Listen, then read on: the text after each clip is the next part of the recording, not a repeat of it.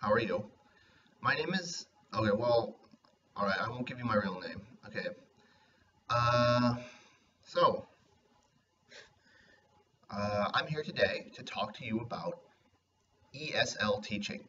That is, teaching English as a second language teaching, also known as EFL teaching, English as a foreign language teaching, TEFL, or teaching English as a foreign language, TESL, teaching English as a second language, and finally TESOL, teaching English to speakers of other languages, TESOL.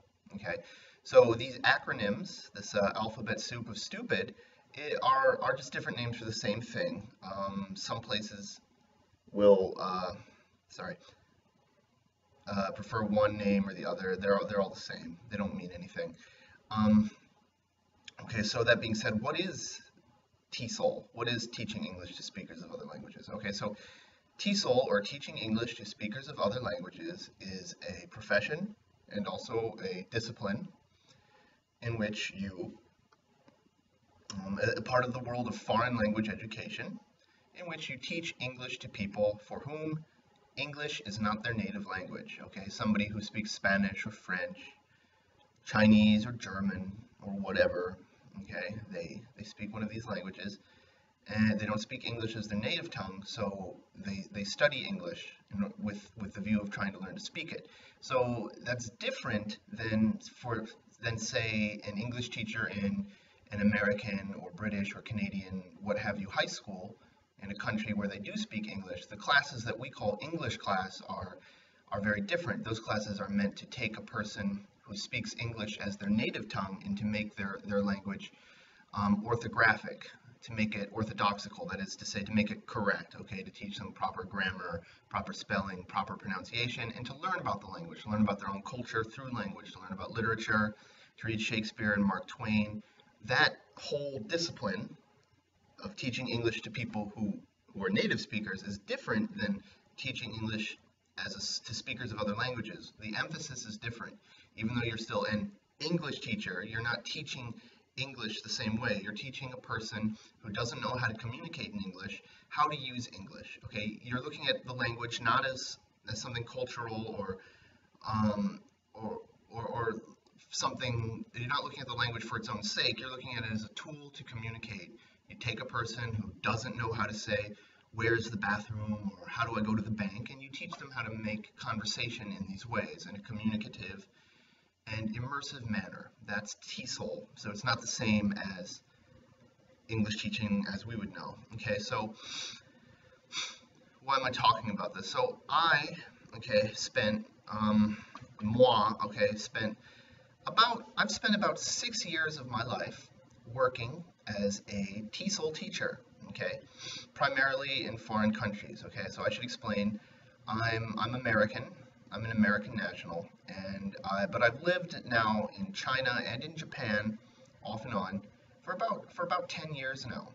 For about 10 years, I've lived abroad, and for most of that time, I've been a teacher, a TESOL teacher, a person who teaches English to speakers of other languages. Okay, sometimes I did it full time for about 6 years. For 6 years, I did it full time, and it was my whole life. And then for the remainder, the other 4 years, I wasn't a TESOL teacher. I was doing something else, but I still fell back on TESOL because when you live in a country that doesn't speak English, and if you happen to be an English-speaking person, an Anglophone, if you happen to be American or Canadian or British or Irish or Australian, New Zealander, Jamaican, South African, these countries, we call them Anglophone, right? Just like we use the term Hispanic for, Mexicans and Argentinians and all these people put together, because they all speak Spanish, they share a common language. Likewise, America, Britain, Australia, all those countries I mentioned, we all speak English, don't we? So we're the Anglophone. So if you happen to be an Anglophone person, okay, you're an American or Canadian, whatever, and you happen to live in a country where they don't speak English, you can make, to be fair, to be honest, you can make a lot of money being a teacher, and you don't need a lot of qualifications either. You can do it. Qualifications are helpful. It will determine the level of income you're going to get, but you can still earn a fair and decent income without very much qualifications, without much education, if you happen to be a person who speaks English and happens to be in a country where they don't speak English, you can make a lot of money. You can make a livable wage or better, very comfortable or even lavish lifestyle if you happen to teach English, okay? And that's what I did when I lived abroad. I lived in China. Well, no, let me back up. So when I went to university for my undergraduate, the first time I was in university, okay, in the University of, well, I won't say it, but I went to university in America, of course, because I'm American, and during the last year, we did an exchange program in another country.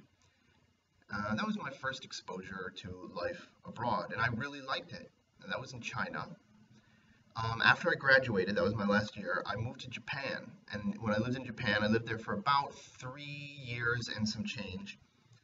And during that time, the whole time I was in Japan, I was a full-time TESOL teacher. I was a full-time English teacher. First, I worked at a company that taught primarily grown-ups, adult English learners, okay, Japanese and men and women, professionals mostly, or students who wanted to learn English. And I worked at a company, that's right.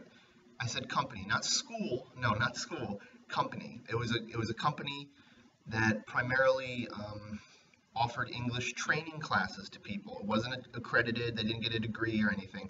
It was just to help them with their English. And it was a very big company. And we taught English over the internet, actually, and much like this, with a camera on my face. I was like, "Hello, today we will learn English." Okay, with a camera, much like a YouTube video, actually. And I got paid money for that.